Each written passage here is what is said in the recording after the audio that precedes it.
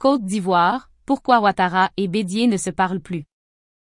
Le chef de l'État a chargé son premier ministre Ahmed Bakayoko de conduire le dialogue politique avec l'opposition. Ce dernier s'est ouvert le 21 décembre.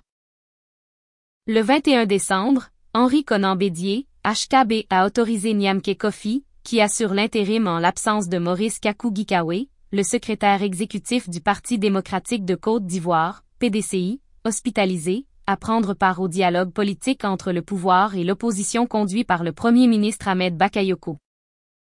Son allié, l'ancien président Laurent Gbagbo, avait quant à lui dépêché Georges Weah, le président d'Ensemble pour la démocratie et la souveraineté, DS. Mais en coulisses, le dialogue est à nouveau rompu avec Alassane Ouattara, ADO. Nouveau intermédiaire. Henri Konan Bédié, qui a de nouveau contesté publiquement, le 9 décembre, la légalité de son troisième mandat, ne souhaite donc plus discuter directement avec le chef de l'État.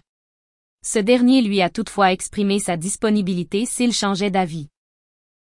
ADO a chargé Ahmed Bakayoko et Diomandé Vagondo, son ministre de l'Intérieur, de mener pour lui les discussions avec le Sphinx de Daoukro, lequel continue de camper sur ses positions en menaçant de boycotter les législatives de 2021. HKB reproche à ADO de ne pas avoir libéré les responsables de son parti dont son numéro 2, Maurice Kakou-Gikawe, arrêté le 3 novembre dans sa résidence de Cocody Ambassade. Il estime avoir pour sa part respecté son engagement de dissoudre le Conseil national de transition, CNT, et de lever le mot d'ordre de désobéissance civile.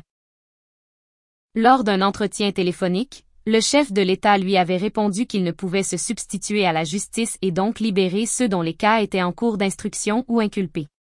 Les membres de la famille d'HKB qui avaient été arrêtés, dont son neveu et directeur de protocole Jean-Claude Ndéry, ont néanmoins été libérés depuis. Henri Konan Bédié et Laurent Gbagbo continuent de peaufiner ensemble leur stratégie.